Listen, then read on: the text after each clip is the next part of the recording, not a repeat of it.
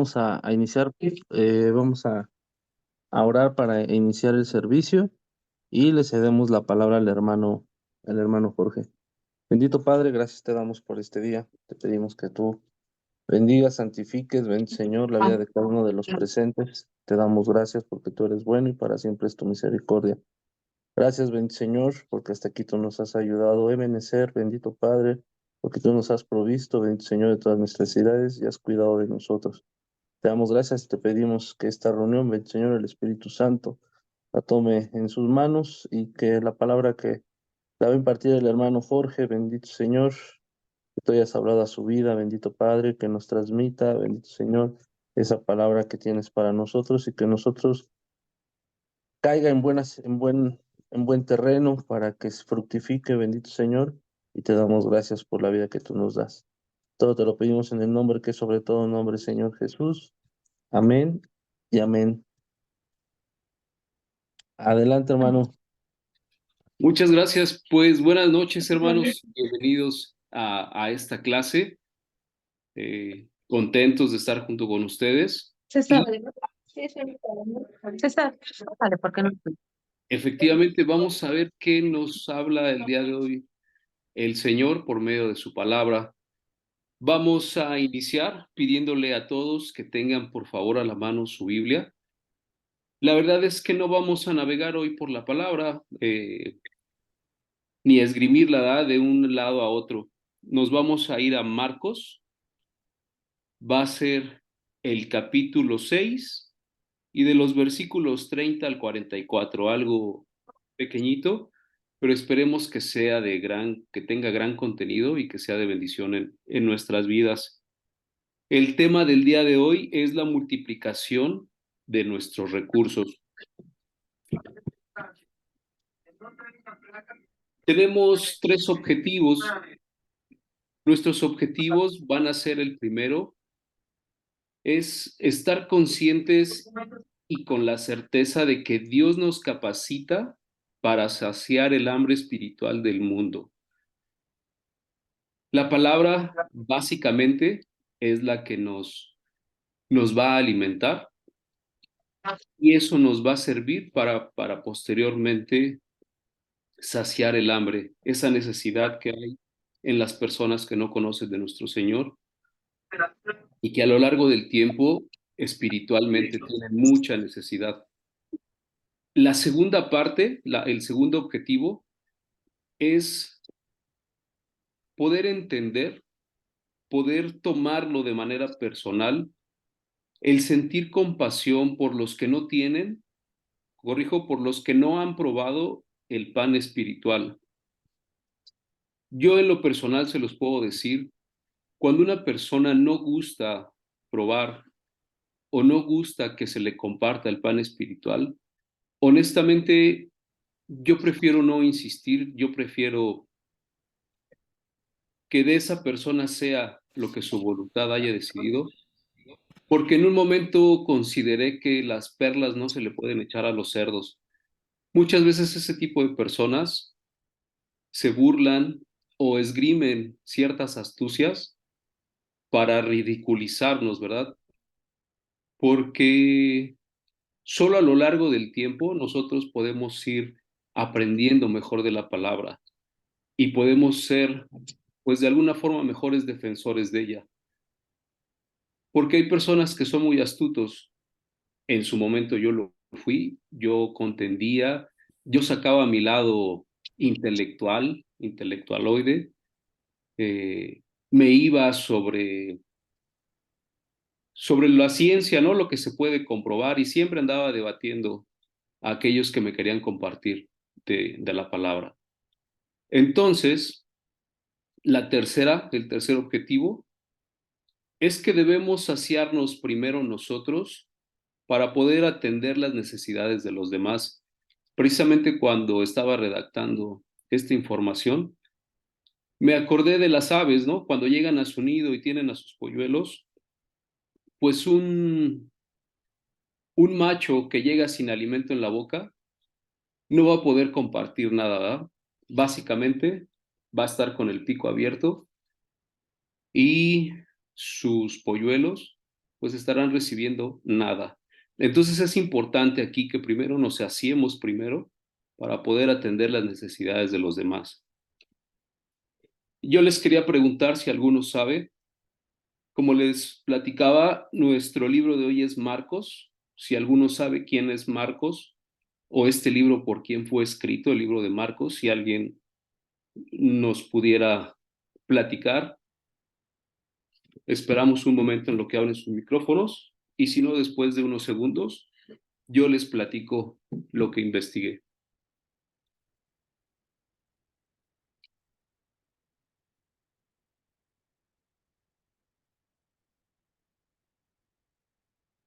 Muy bien.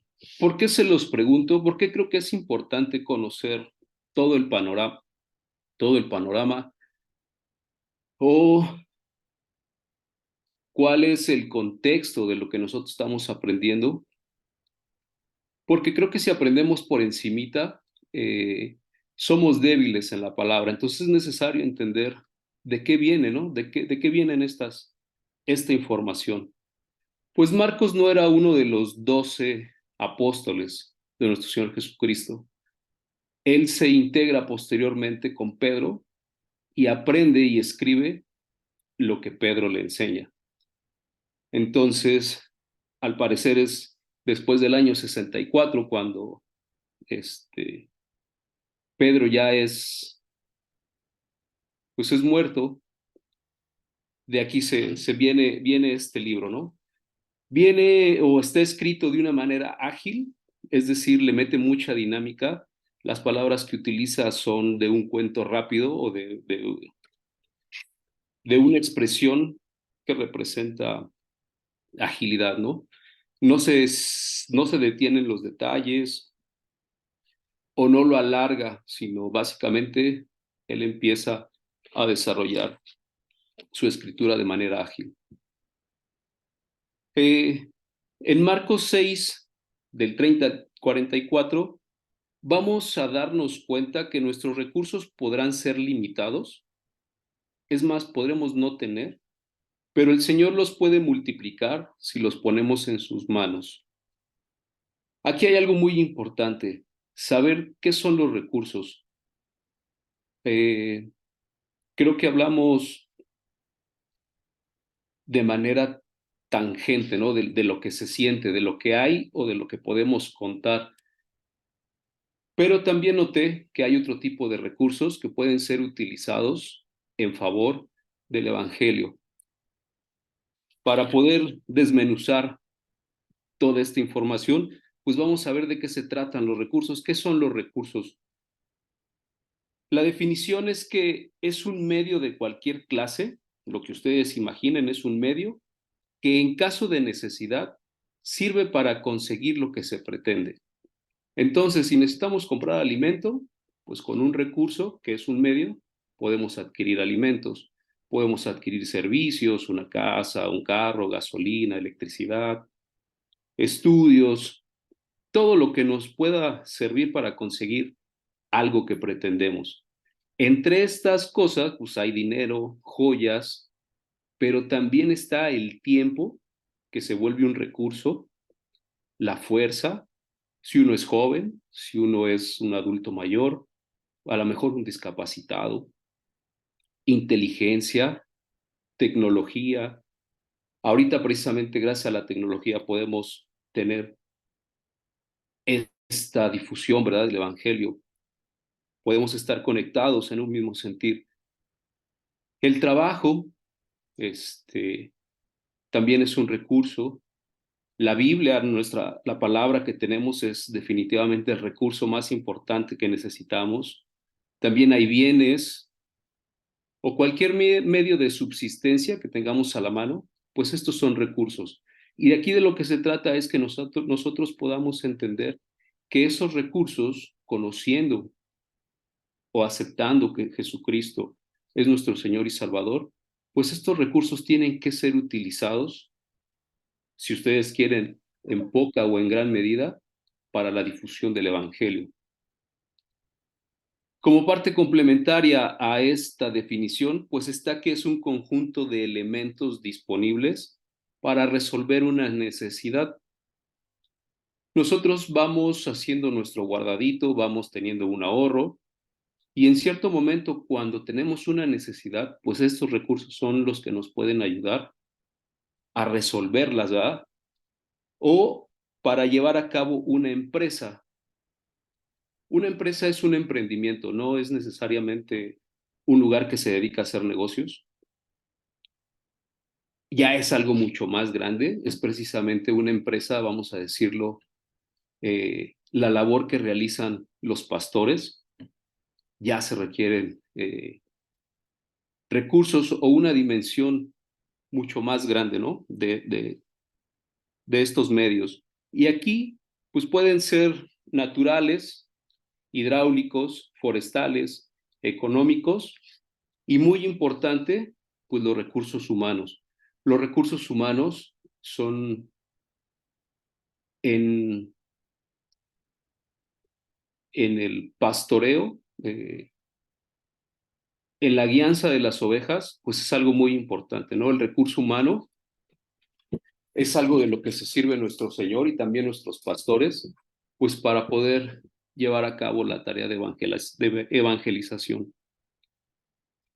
Y ya entrados en tema, pues vamos a iniciar en Marcos 6:34. Lo voy a leer,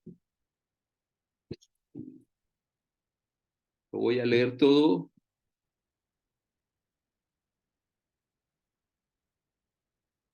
Dice la palabra del Señor, Marcos 6:34. Y salió Jesús y vio una gran multitud y tuvo compasión de ellos. Aquí vayamos poniendo atención porque hay palabras que nos dan una referencia a algo importante, ¿verdad? Dice, y salió Jesús. Ahí nos dice que salió. Habría que empezar a pensar de dónde salió. Después dice que vio una gran multitud y tuvo compasión de ellos, porque eran como ovejas que no tenían pastor, y comenzó a enseñarles muchas cosas. Cuando ya era muy avanzada la hora, sus discípulos se acercaron a él diciendo, el lugar es desierto y la hora ya muy avanzada. Despídelos para que vayan a los campos y aldeas de alrededor y compren pan, pues no tienen qué comer. Respondiendo él, les dijo, dadle vosotros de comer. Y ellos dijeron, que vayamos y compramos pan por 200 denarios y les demos de comer. Él les dijo, ¿cuántos panes tenéis? Id y vedlo. Y al saberlo, dijeron, 5 y 2 peces. Recuerden, poner atención a estas palabras que aquí pues son como llaves para poder abrir puertas de conocimiento y de revelación importantes. Entonces le dijeron 5 y 2 peces. Y les mandó que hiciesen recostar a todos por grupos sobre la hierba verde. Y se recostaron por grupos, de 100 en 100 y de 50 en 50. Entonces tomó los 5 panes y los 2 peces, y levantando los ojos al cielo, bendijo y partió los panes, y dio a sus discípulos para que los pusiesen delante, y repartió los 2 peces entre todos. Y comieron todos, y se saciaron, y recogieron de los pedazos 12 cestas llenas, y de lo que sobró de los peces. Y los que comieron, corrijo, eran 5,000 hombres. En esto que yo leí es donde vamos nosotros a desarrollar esta clase.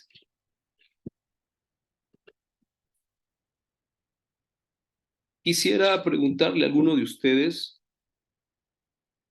si saben de dónde viene el contexto de que nuestro Señor Jesús salió y vio a la gran multitud. ¿Saben por qué se desarrolla este contexto? O sea, ¿saben por qué? Pues sí, empezamos de Marcos 6:34, pero antes de ello algo sucede. Por qué nos pone a partir de este momento la palabra? ¿Alguien sabe?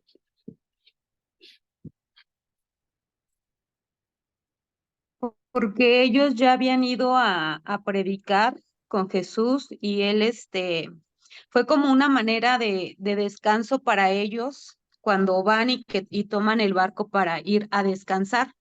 Entonces Jesús pues vio el agotamiento que ya tenían también los discípulos de ir y predicar el evangelio, sanando y liberando. Entonces vio su cansancio. Entonces él dijo, ¿sabes qué? Pues vámonos a descansar a un lugar tranquilo, porque ahí dice que los llevó a un lugar tranquilo. Y ya, bueno, viene ahí en los versículos que ya después él, pues vio que toda la multitud, como hacía milagros y predicaba del evangelio de la salvación, pues él vio a toda la multitud y pues ya fue otra vez hacia ellos, pero era porque Sí, muchas gracias. Esto es lo padre, lo bonito de conocer las escrituras, porque podemos participar, ¿verdad? Con plena confianza de saber lo que estamos hablando. Muchas gracias. Así es, efectivamente. En este punto del versículo 30, ahí quien escribe ya asigna a los discípulos el título de apóstoles, es decir, ya los deja de considerar alumnos para considerarlos algo mucho más grande, como que como un apóstol. Un apóstol es alguien que defiende eh, la postura de su maestro, ¿no? O sea, ya se lo toma personal, ya lo asume personal y entonces él ya está eh, en ese sentido, ¿verdad? En ese sentido de lo que se le está enseñando, él ya lo asumió. Es un detalle de gran importancia que a partir de este momento ya se les defina como apóstoles, pues estos seguidores de Jesús ya se habían convertido en embajadores suyos, es decir, ellos ya estaban teniendo la tarea de llevar la palabra a otros lugares, como nos lo acaban precisamente de comentar, y actuaban como sus dignos representantes. Los tres evangelios sinópticos concuerdan en que los 12 acababan de regresar de su agotador recorrido por el territorio norte de Galilea. ¿Por qué podemos considerar, alguno de ustedes, si nos lo pudiera compartir, por qué podemos considerar que este recorrido que estaban teniendo se vuelve agotador? Vamos un poquito a irnos a la fecha, pues no había transporte, me imagino, no como lo conocemos hoy, y por algunas otras cosas que quienes han hecho la difusión del Evangelio no lo pudieran contar. ¿Por qué se vuelven estas tareas de evangelización pesadas, se vuelven cansadas?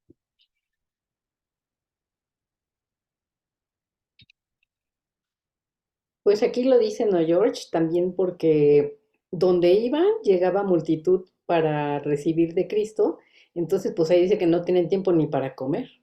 Entonces, entre caminar, entre andar en barco, entre andar hablando, sanando enfermos, tal vez los apóstoles conteniendo gente, pues llegaba el momento en el que estaban muy cansados, ¿no? Sí, muchas gracias. Yo creo, yo lo he visto en aquellos que llevan iba a decir la carga, pero iba a cometer un error.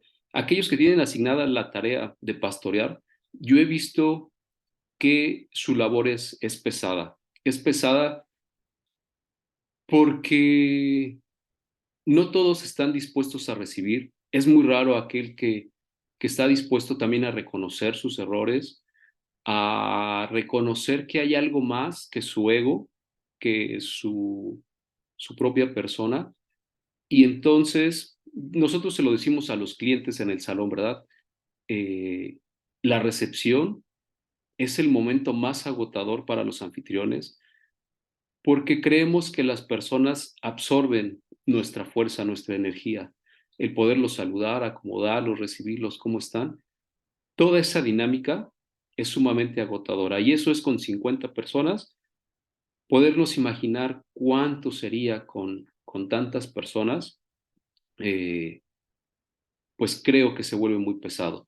Además de, pues ese seguimiento que les empezaban a dar, empezaban las autoridades y aquellos que no estaban de acuerdo eh, en esta tarea de los apóstoles, pues todavía más pesado, ¿verdad? Entonces, pues están muy cansados y esta tarea, estas tareas que tenían la misión de predicar el evangelio, sanar enfermos y echar fuera demonios. Creo que esas también son tareas, más la de echar fuera demonios, una tarea sumamente agotadora, todo lo que conlleva. Y bueno, la gira había sido agotadora. Las largas caminatas, seguidas de los ocupados días de visitación, evangelización individual, predicación al aire libre y sobre todo el ministerio de sanidades y la fuerte lucha contra los poderes de los demonios, aquellos que saben lo que significa ocuparse del ministerio, pues no pueden negar que andar por los pueblos y las aldeas tratando de ayudar a los necesitados resulta físicamente agotador, ¿verdad? Es precisamente la acumulación de todas estas circunstancias. Esto se deduce de la forma positiva y satisfactoria en que Jesús recibió el informe de sus enviados. Es decir, una vez que ellos llegaron ya con Jesús y informaron de lo que había sucedido, Él les dijo, venid vosotros aparte a un lugar desierto y descansad un poco. Lo que nos comentaron en un principio, ¿verdad? Él lo que quiso es darles un descanso. Nos dice aquí en un lugar desierto que lo que más probable, lo que trata de decir es a un lugar donde no hubiera personas, donde pudieran estar tranquilos. Porque digo, descansar a terreno raso en las inclemencias del tiempo tampoco es descansar. Entonces, por eso pudiera ser que sea más que nada a un lugar sin personas para descansar un poco, ¿va? Porque bien merecido se lo tenían. De esta manera se indica que pues se les estaban asignando unas pequeñas vacaciones, unas cortas vacaciones y un tiempo especial para estar a solas con el Señor, descansando y haciendo toda clase de preguntas para satisfacer sus inquietudes, porque creo que así es. Una vez que nosotros iniciamos la tarea de evangelizar, pues nos vamos a encontrar con diversas circunstancias para las que no estamos preparados, para las que nos pueden llegar a sorprender y siempre vamos a necesitar que nuestros pastores, incluyendo los pastores, eso es lo que yo entiendo, pues tienen a sus pastores, ¿verdad? Nos puedan resolver todas estas dudas y pues en esta convivencia de externar sus vivencias, pues enriquecerlos, ¿verdad? Aún más. El Señor les quería dar la oportunidad de disfrutar de la belleza del campo, el descanso físico y el compañerismo cristiano. Pero yo creo que también porque Él lo sabía, pues Él sabía lo que iba a suceder, pues también darles a ellos la lección de que la necesidad es permanente. Todo el tiempo hay necesidad y aunque a veces queramos o querramos darnos un descanso, pues va a haber eh,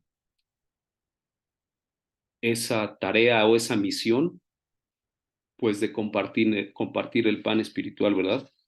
Entonces, en la orden de Jesús de tomar un barco e irse todos juntos a un lugar apartado, aprendemos que Él nos permite descansar y cuidar de nosotros mismos después de haber cumplido con las tareas que nos han sido asignadas. Claro está que si en medio de todo surge una emergencia, nuestro deber es obedecer el impulso del Espíritu Santo y ayudar a los demás. Por eso es que pasamos al siguiente punto. El hambre espiritual conduce a la gente a una búsqueda insistente o incesante, ¿verdad? En este punto,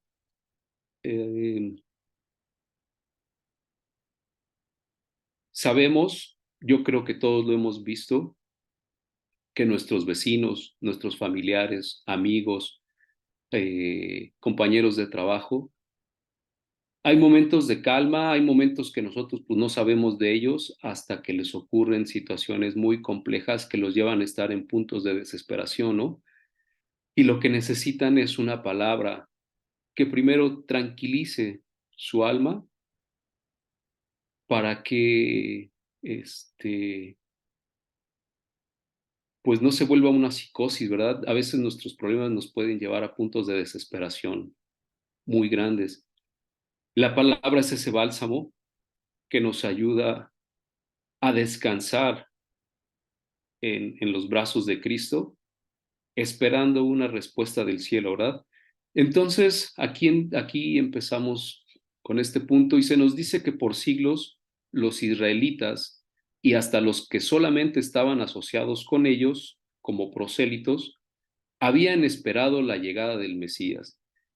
Eso no solo en ese tiempo, sabemos que todavía en el tiempo actual, los israelitas, pues, tienen ese concepto, ¿verdad? Ellos siguen esperando a su Mesías. Cuando Jesús inició su ministerio en Galilea, predicando, enseñando y obrando sanidades y milagros, la gente lo seguía por doquier. También lo hemos visto en la palabra, cómo las multitudes, ¿verdad?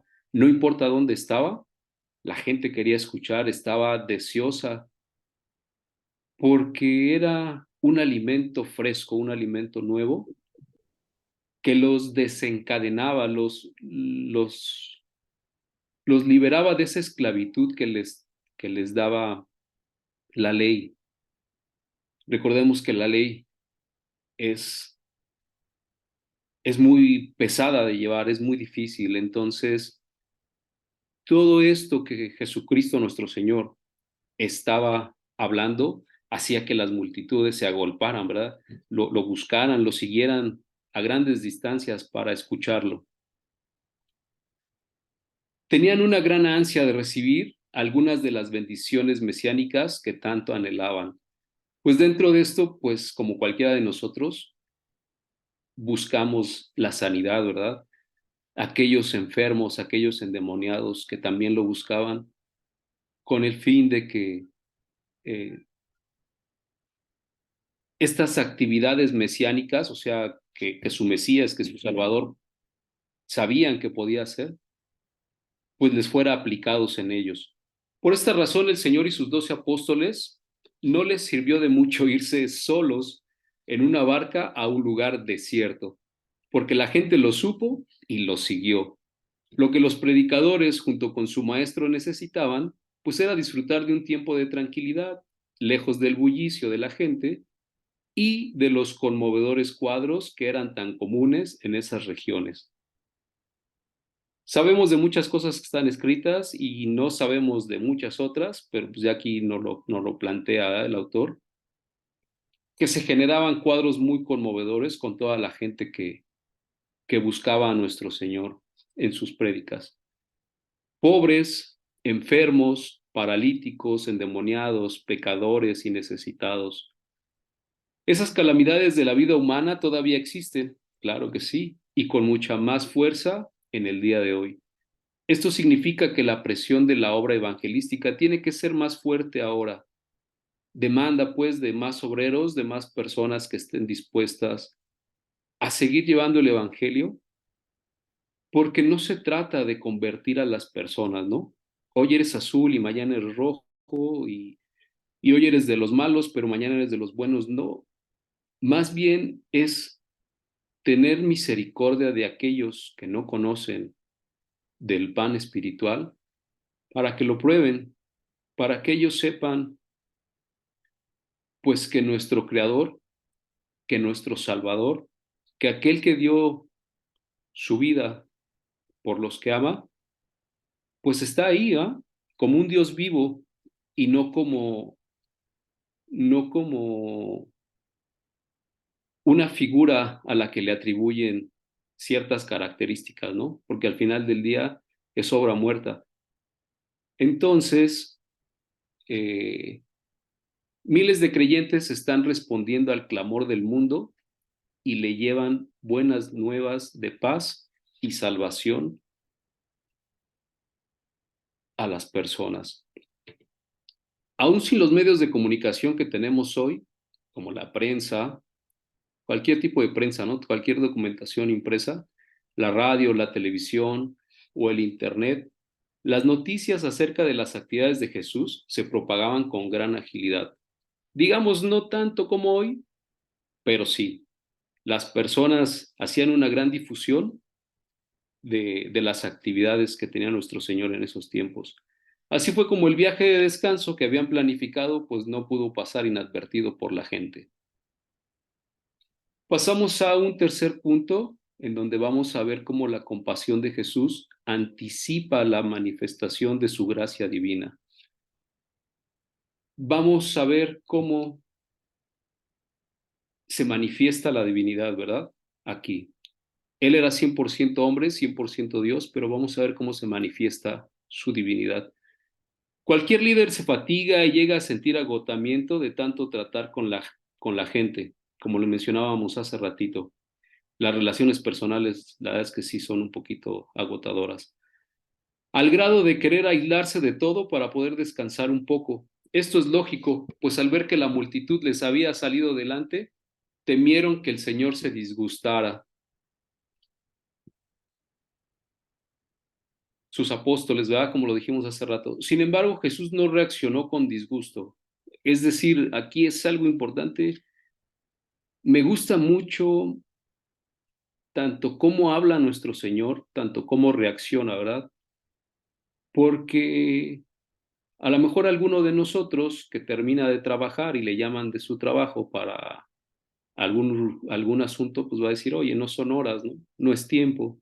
Si yo estoy en mis vacaciones y me sale alguna tarea, pues voy a decir, no, porque son mis vacaciones y es mi tiempo.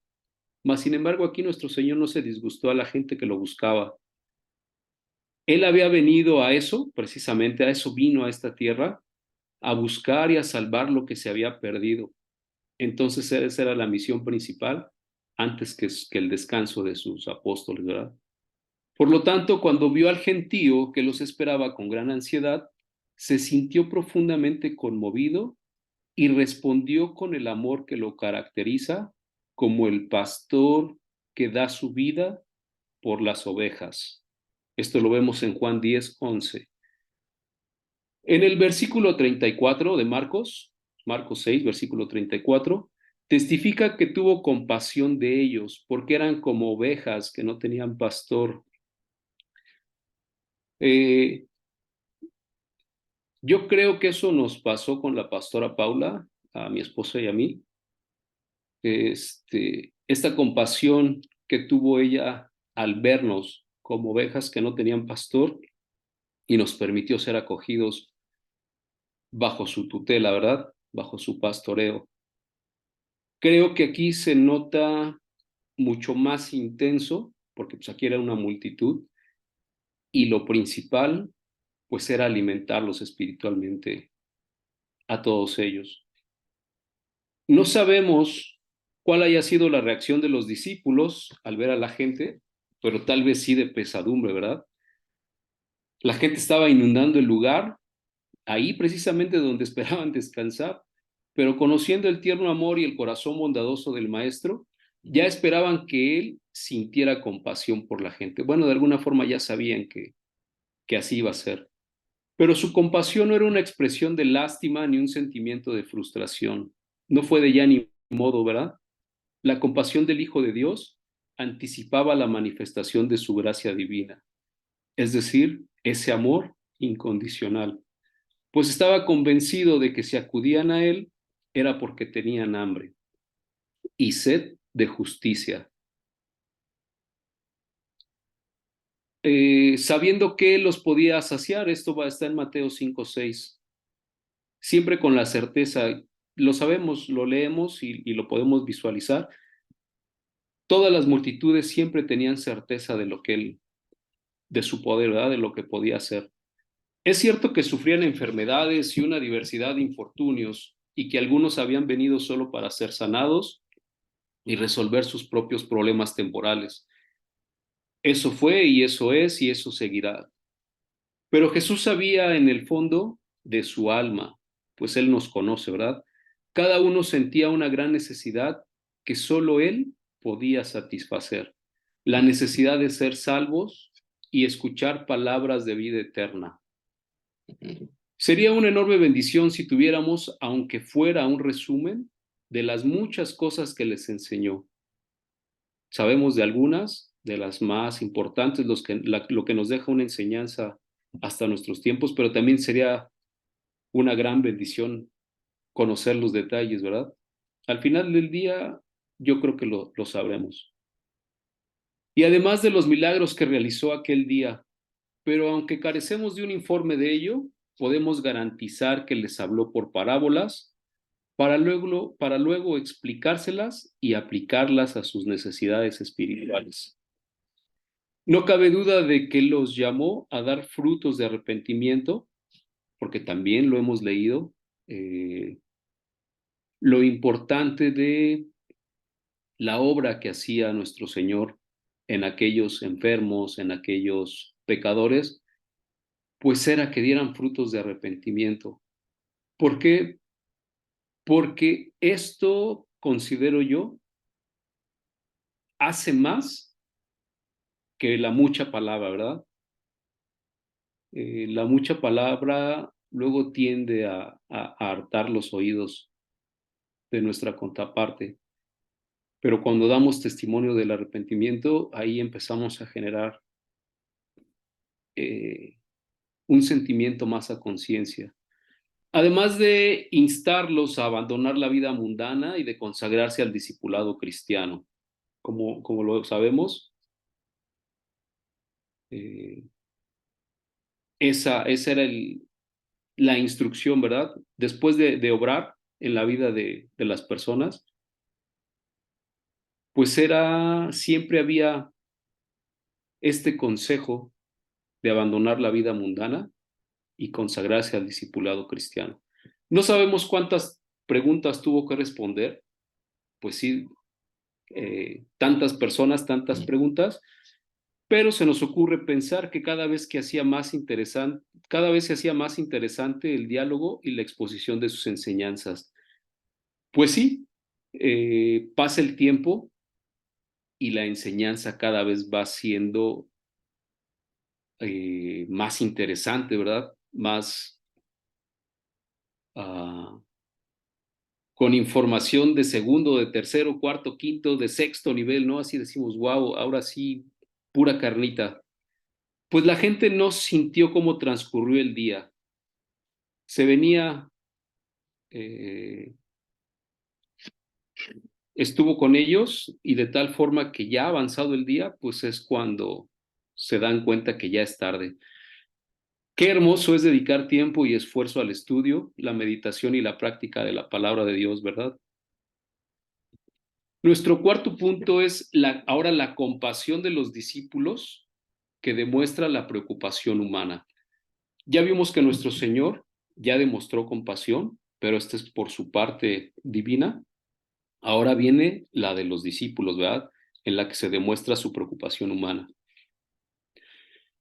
La preocupación de los discípulos era ese sentimiento típico de todo ser humano cuando ve que la crisis es inminente.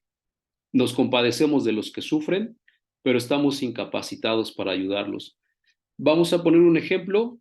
Viene alguno de los sismos de estos últimos años. Hay víctimas y pues sale en todos los medios, ¿verdad? Que los mexicanos nos unimos y que somos muy comprometidos con este tipo de situaciones. Bueno, esto es algo que se nos indica aquí como muy humano, muy natural en las personas, aunque a veces pues no podamos hacer nada, ¿verdad? Los discípulos veían la puesta del sol como una indicación pues de que ya era hora de terminar la campaña y despedir a toda aquella concurrencia de alrededor de 15,000 personas. Muchísimos, muchísimos. ¿Se han imaginado ustedes lo que es tener que atender a tal número de visitantes en un lugar desierto? No podemos criticar a los ayudantes del maestro por manifestar su gran preocupación por todo aquel gentío. Además, ellos mismos estaban casi desmayándose del hambre y se sentían agotados por encontrarse en las mismas condiciones en que habían pasado toda la semana anterior. Vemos en este maravilloso episodio que el Señor crea el momento para dar una lección a sus siervos. Sin descartar su anhelo de ayuda a los miles de oyentes, la solución propuesta por los discípulos, de acuerdo con Marcos 6:36, fue así bien fácil, ¿no? Despídelos, o sea, pues que se vayan, ¿no? Hasta aquí ya llegamos, ya se terminó, no han comido, necesitan comer, pues mejor que ahorita que es todavía un poco temprano, vayan y busquen dónde pueden saciar su hambre. ¿Cuántas veces nosotros también hemos pensado que lo mejor ante la crisis es cerrar las puertas de la iglesia, despedir a la gente o renunciar a nuestros cargos? Sin embargo, la compasión divina va mucho más allá, no solo a favor de los necesitados, sino también de los que le sirven al Señor. En comparación con perdónenme. Vamos a pasar a el segundo objetivo. La alimentación de la multitud ilustra la evangelización del mundo. Con este hecho de que nuestro Señor alimentó a este gran número de personas, a nosotros se nos está ejemplificando cómo es la evangelización del mundo, cómo nosotros también podemos dar de comer a aquellos que lo necesitan. Para esto, pues debemos evaluar y consagrar nuestros recursos, es ver cuánto tenemos, cómo poderlos administrar correctamente y consagrarlos a nuestro Señor, ¿verdad? Porque sabemos que los multiplicará y estos serán utilizados para esta obra. El objetivo principal de esta lección es mostrar cómo se deleita el Señor haciendo uso de nuestros recursos, aun cuando estos pues no representen casi nada en comparación con la demanda y las necesidades. La enseñanza de todo este milagro y sus consecuencias es que lo poco o mucho que pongamos en las manos del Señor para su servicio tendrá que ser transformado, multiplicado y adaptado a los propósitos con los que Él quiera utilizarlos. Ante el desafío lanzado por Jesús, los discípulos le respondieron diciendo que 200 denarios de pan no serían suficientes. Recordemos que esto es lo que ellos tenían y pues pensaba, bueno, pues como cualquier ser humano dice, pues con esto es lo que puedo yo adquirir, ¿verdad? Y no es nada, para 15,000 personas no era absolutamente nada. El denario era una moneda romana. Recuerden que en esos tiempos Israel estaba bajo el Imperio Romano y era la moneda que utilizaban. Y no iba a ser suficiente ni siquiera para empezar a alimentar a todo este pueblo. Esta moneda representaba el pago de un día de trabajo. Y pues a partir de ahí podemos buscar ciertas analogías en la actualidad. Si un día de pago, digamos, en un país que paga bien, pues vamos a decir que a lo mejor unos $20, unos 1,000 pesos o tal vez más, y de ahí nosotros hagamos las cuentas, ¿verdad? Pero al final del día, pues entendemos que eso no era suficiente para comprar los alimentos necesarios. Ahora, esa tarea pues demandaba grandes recursos, ¿no? Primero, pues irlos a comprar y que los tuvieran, poderlos trasladar y empezarlos a asignar a las personas que estaban ahí. Entonces, si ya era tarde y todavía se iba a hacer toda esa cadena logística, pues iba a ser una gran tarea. Los discípulos vieron que la única provisión que había entre toda aquella inmensa multitud eran 5 panes de cebada y 2 panecillos. Esto está en Juan 6:9. Era un niño, pues que los traía en una canasta. Yo creo que yendo entre la multitud, si le habían sido asignados para vender, pues él estando ahí entre las personas, pues es que los tenía, ¿verdad? De otra forma, pensar que había un niño con una canasta con 5 panes y 2 peces, pues es difícil de entender. Pero bueno, ahí estaba. Los panes de cebada, importante, la cebada, y los 2 pececillos, los cuales no pasaban del valor de $1, vamos a suponer, ¿verdad? Eso era algo económico. Y aunque los discípulos tenían recursos, estos 200 denarios, esto valía poco, pero pues, o sea, ni una cosa era suficiente ni la otra. No obstante, en esa actitud de Jesús de mandar a sus ayudantes a hacer una evaluación de las provisiones que pudieran tener, nos enseña que para cualquier plan que queramos desarrollar, lo primero que tenemos que hacer es examinar lo que tenemos a la mano. ¿Por qué? Porque esto siempre nos va a dar la noción de dónde arrancamos, ¿verdad? De dónde estamos, y después nos permitirá ver la obra de Dios en nuestros recursos. Si no sucede así, siempre nos lo vamos a estar asignando nosotros mismos, que gracias a nuestra gran capacidad, inteligencia, a la gran administración que hemos aprendido, etcétera, y vamos a ser incapaces de darle el valor a nuestro Señor por las obras que hace en nuestra vida. Y nos vamos a hacer una pregunta retórica aquí. ¿No podía nuestro Señor hacer caer pan del cielo como el maná que le fue provisto al pueblo de Israel en el desierto? Pues claro que sí, la verdad es que pudieron haber pasado muchas cosas, pero pues todo tiene un porqué. El maná fue en un tiempo y en un lugar, y en este caso ya había pasado gran cantidad de tiempo, y era más importante demostrar eh, su capacidad, es decir, hacer notar que realmente Él es el Hijo de Dios, porque pues había como que cierta incertidumbre, aunque muchos lo seguían, su cultura, su religión, pues podía bloquear un poco, ¿verdad? El poder aceptar en ese momento que realmente él fuera el Hijo de Dios. ¿Y qué es más evidente que demostrar su divinidad? Pues un milagro, ¿verdad? Como lo vamos a ver más adelante. ¿No podía Jesús hacer un milagro por el cual quedaran todos llenos y satisfechos, así como haciendo un chasquido de dedos y en este momento todos están satisfechos sin tener que comer pan y pescado? Pues una vez más la respuesta es que sí, ¿verdad? O sea, él pudo haber hecho muchas cosas, sin embargo es la voluntad de Dios que las leyes naturales sean respetadas y obedecidas, aunque a veces son alteradas por una manifestación sobrenatural por parte de Dios. Pues sí, nuestro Señor obra de maneras misteriosas y Él sabe, ¿verdad?, por qué lo hace. Debemos planificar y organizar nuestros esfuerzos. Es decir, no podemos andar a tientas y a locas, en una fe malentendida, malinterpretada.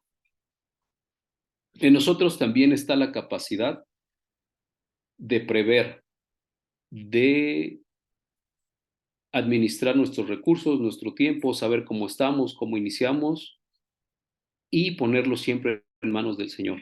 Después de la lección de evaluación que se nos da en el punto anterior, o sea, evaluar nuestros recursos, Jesús enseña un paso más en la administración cristiana, la organización. Muy importante, ¿verdad?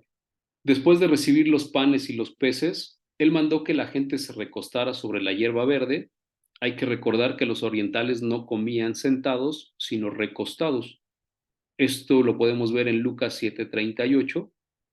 Al estar recostados, prevenía movimiento y alboroto. Algo muy importante, lo que menos queremos con tanta gente, pues es que haya caos.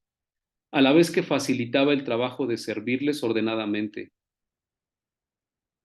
Si no se hubiera tomado esta medida tan sabia, habría habido atropellos, definitivamente. La gente cuando está en necesidad se vuelve loca, ¿no? Se vuelve ciega. Los que más padecen, pues creo yo, son los niños y las mujeres, porque los hombres son torpes, ¿no? La gente en esas condiciones se aloca. También mandó nuestro Señor que se organizaran en grupos de 100 y de 50, lo cual permitió contarlos con mayor facilidad y evitar que se les repitiera la ración. Era importante darles de comer a todos y lo antes posible. Entonces, también en estos grupos de personas, pues siempre va a haber el gandaya, ¿verdad? Lo voy a decir así, el que se cree muy vivaz, muy sagaz, y entonces quiere repetir y también quiere para llevar. El apóstol Pablo declara que Dios no es Dios de confusión, sino de paz. ¿Dónde lo vemos? En 1 de Corintios 14:33. Él ama el orden. Súper, ¿verdad? Muy importante esta parte. Él ama el orden y la organización para el desarrollo de su obra, así en el culto como en las demás actividades de la iglesia. Ser buenos mayordomos o cuidadores de los recursos de la iglesia es una parte esencial del servicio cristiano. Lo voy a repetir, creo que aquí hay una regla de oro. Ser buenos mayordomos o cuidadores de los recursos de la iglesia es una parte esencial del servicio cristiano. Debemos depender del poder de Dios para ser eficientes. Este es nuestro penúltimo punto. Debemos depender del poder de Dios para ser eficientes. No son suficientes la planificación, el orden, la organización y la buena contabilidad en la obra del Señor. Siempre hay algo más. ¿Por qué? Porque estas son cosas de hombres. Esto es muy bueno en una empresa, en un negocio, en una tarea asignada a los hombres, ¿verdad? Nosotros tenemos que aprender a depender y confiar en el poder absoluto de Dios, aquel que nos ha llamado. La actitud de Jesús de tomar los panes y los peces, alzar los ojos, ahí me sorprendí cuando yo leí esta parte. Creo que ya, pues muchas veces ya lo había leído, pero esta vez le puse un poquito de atención. Yo veo que casi siempre bajamos la mirada, cerramos los ojos y nos enfocamos. Oía un pastor hace poco que decía que esto era un fenómeno religioso, ¿no? Era un acto religioso. Se disculpaba por hacerlo y decía, no lo hago en un acto religioso, sino para poderme concentrar, y etcétera, etcétera. Pero aquí el ejemplo de nuestro Señor es diferente, ¿verdad? Él levanta la vista, alza los ojos al cielo, los bendice con una oración de gratitud y de poder. Nos demuestra que lo más importante es que nuestros recursos sean consagrados a Dios completamente.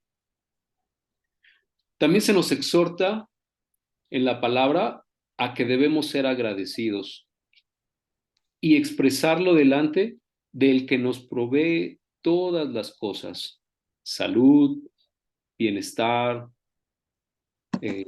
un techo, una cama, qué vestir, qué calzar, en la justa medida, ¿verdad?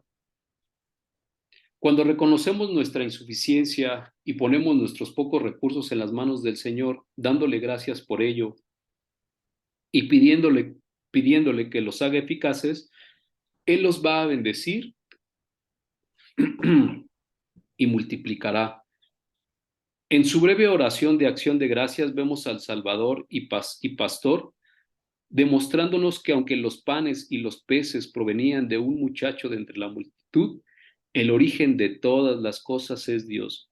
Precisamente, pues este jovenazo no estaba ahí al azar, ¿verdad? Estuvo con un propósito que ya estaba asignado, ya se había eh, planeado por nuestro Señor. Muchas veces nos vemos, corrijo, en aprietos y no vemos qué hacer. La respuesta va a estar siempre en la confianza que pongamos en nuestro Señor. Eso Yo lo puedo testificar. Yo personalmente lo puedo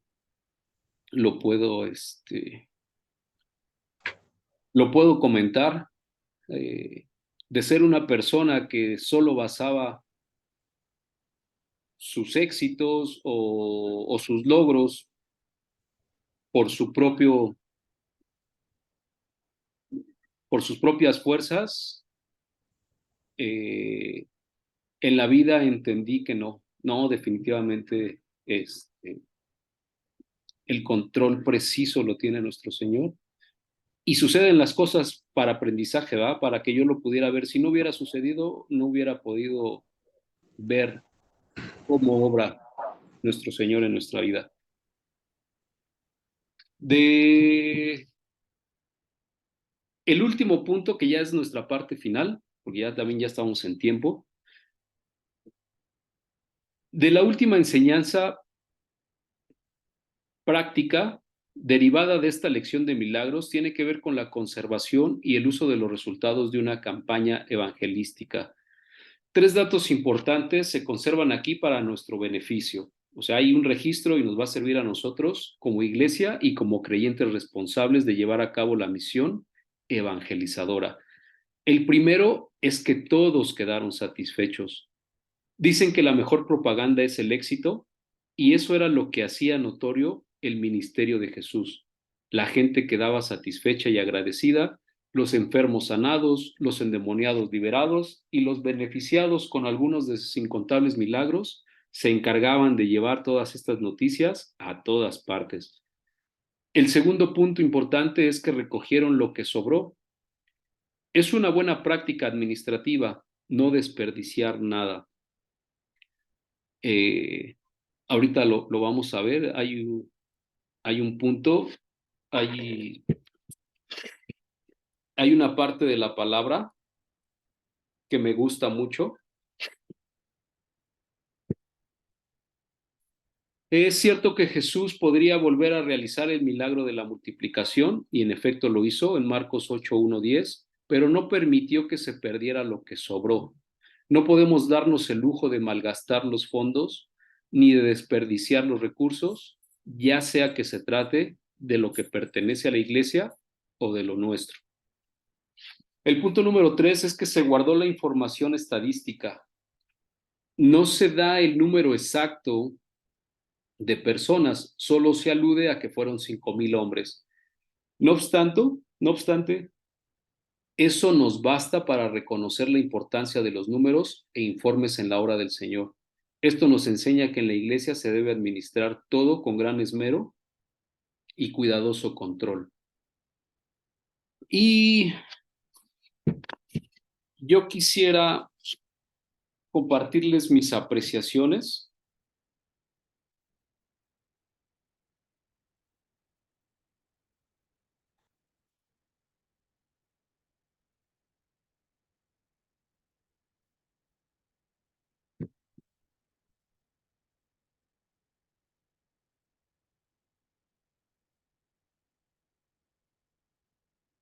en la palabra. Vamos a encontrar promesas y también vamos a encontrar advertencias.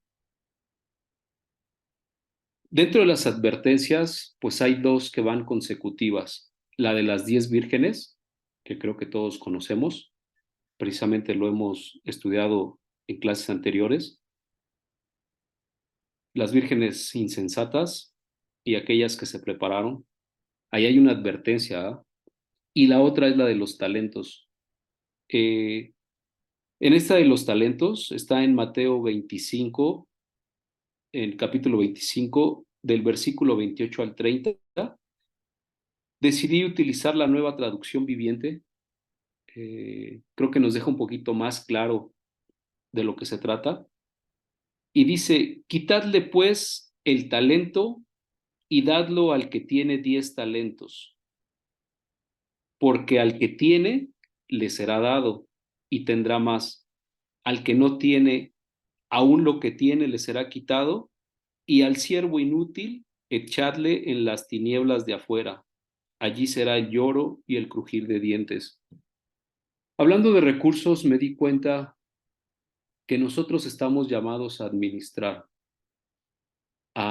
lo que el Señor nos da, porque de esa forma nosotros demostramos capacidad para que se nos dé, de ser siervos buenos y no inútiles, ¿verdad? Aquí la primera pregunta, iba a hacer preguntas, pero no lo voy a hacer más largo. Alguien dice, quitadle pues el talento. ¿Quién dice quitadle? Pues el Señor, ¿verdad?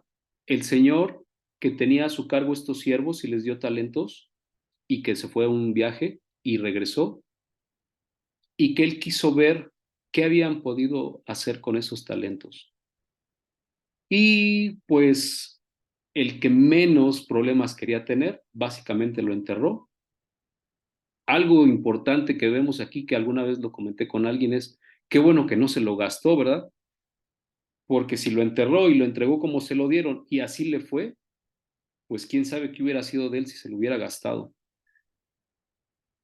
Y este señor pide que le quiten ese talento y que se lo entreguen a aquel que tenía más. ¿Por qué? Porque el que tiene más demostró mayor capacidad. Si nosotros en ocasiones nos preguntamos en nuestra vida, ¿por qué no llegamos a nuestras metas? Debemos de hacer un gran análisis en nuestra capacidad de administrar. Si nosotros estamos enfocados en el dispendio de recursos, en malgastar, en ser codiciosos, en ser ambiciosos, en, en no ponerlo, que no lo consagre el Señor, en no ponerlo a disposición, ¿no? Para la obra. Entonces ahí nosotros empezamos a demostrar cómo está nuestro corazón y cuáles son nuestras capacidades. Si yo se los puedo decir, aprendí qué era diezmar, me aprendí una muy buena definición, una definición que podía convencer a aquellos que no les gusta diezmar o que siempre están en contra de esa parte. Esa definición creo que no deja recovecos y las personas pueden entender por qué se diezma.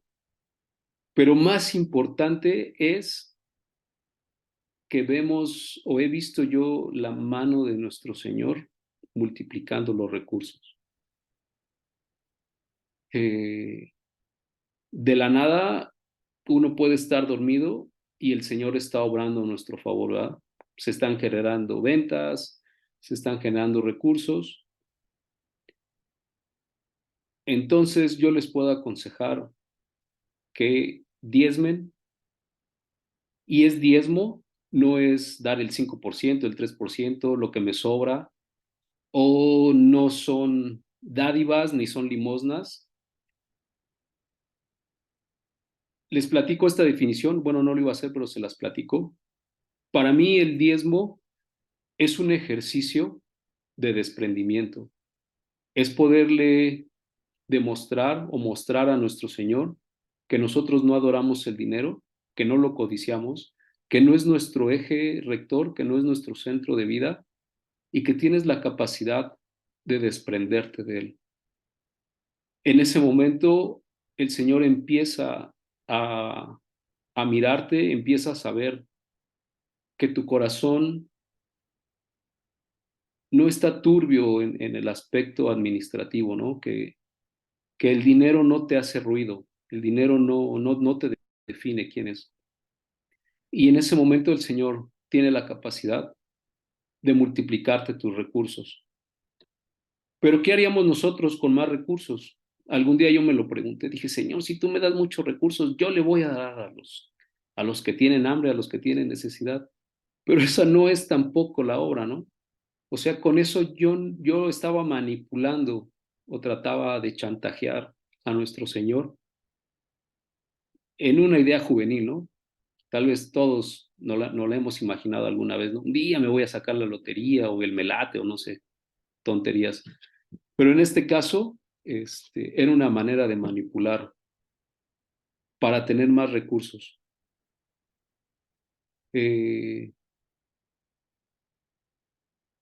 Entonces les decía, la primera parte es, no se olviden de diezmar.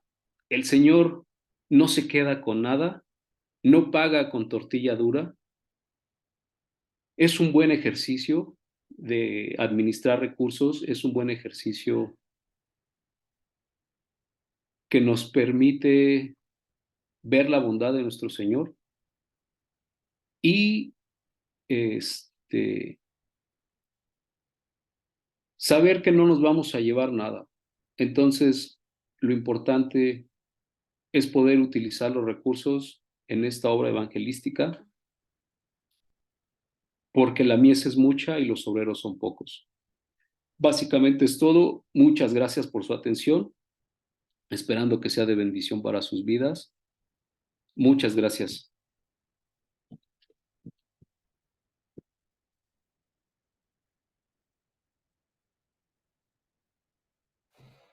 Pues gracias, hermano Jorge.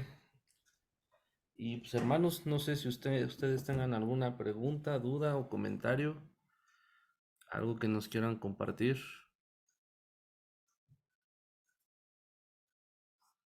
¿No? ¿Nadie? Ahora todos están muy callados. ¿Los dejó el hermano atónitos? No, es que dice mi sobrina que pongo cara de enojado. Dice, no te enojes, ya no te enojes. Es que así es mi cara, como de intenso, muy intenso. No, está bien. ¿Alguna pregunta, hermanos? ¿Algo que nos quieran compartir de esta lección? ¿No? ¿Nadie? Bueno, Algo que hay veces que, digamos, vamos a vivir las experiencias en el momento en el que las empezamos a poner en práctica, ¿no? Por ejemplo, ahí los discípulos se vieron en ese problema de alimentar 5,000 gentes, ¿no? Por lo menos. Entonces, hasta que estuvieron enfrente de ese problema, hasta que estuvieron inmiscuidos con el Señor, fue que pudieron ver la provisión. Entonces, pues si de repente nos vemos por hacer algo en la obra del Señor en problemas, ahí es cuando vamos a ver su mano. Si no, pues no, ¿verdad? Si no nos movemos, pues nunca la vamos a ver.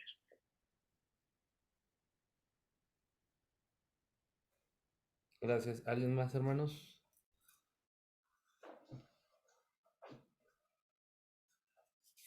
Bueno, sí es difícil.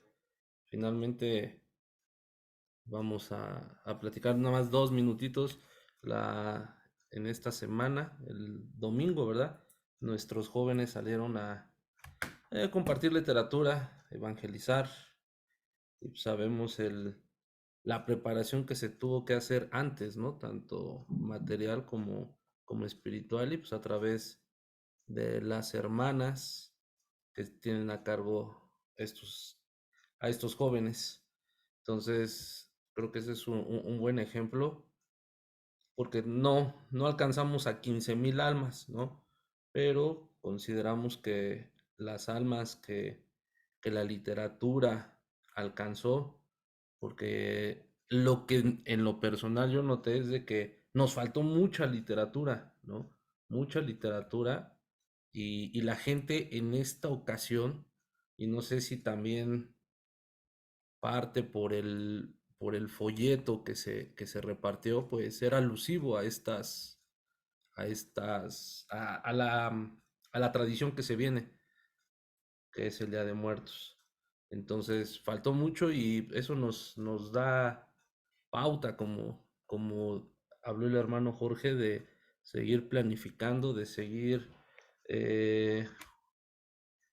digamos, como buenos administradores, pues tener esa sabiduría por parte de Dios.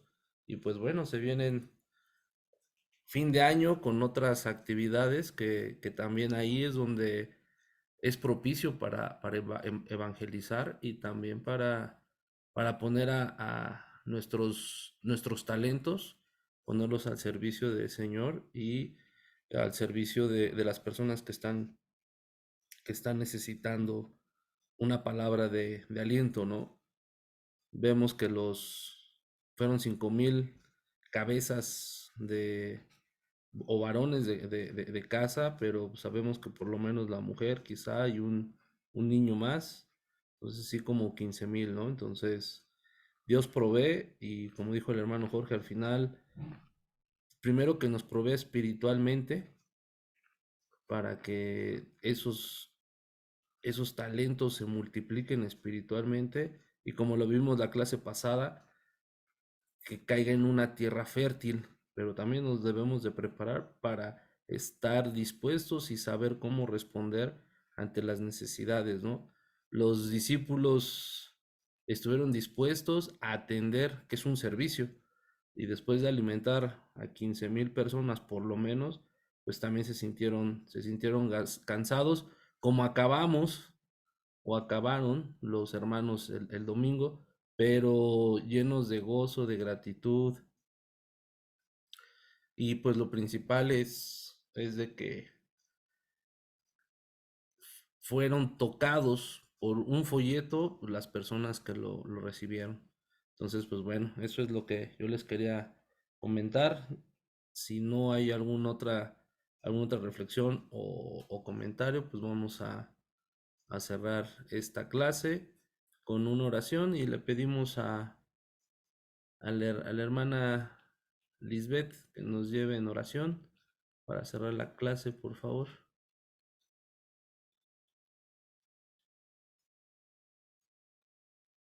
Amén. Oh bendito Dios, en esta hora te damos gracias, oh Dios, por la palabra que hemos escuchado en esta noche. Te pedimos, oh Dios, que tú, Señor, obres grandemente en nuestras vidas, oh Dios, y no seamos tan solo oidores, sino hacedores de ello, mi Dios. Que tú seas, Señor, el que obre grandemente en la vida de cada uno de los que estamos presentes. Gracias por la vida, oh Dios, de mi hermano que compartió tu palabra, oh Padre. Síguele llenando de ti, oh mi Dios. No lo dejes ni lo desampares, oh mi Cristo. Todo esto te lo pedimos en el nombre bendito de tu Hijo amado, en el nombre del Padre, del Hijo y del Espíritu Santo. Amén.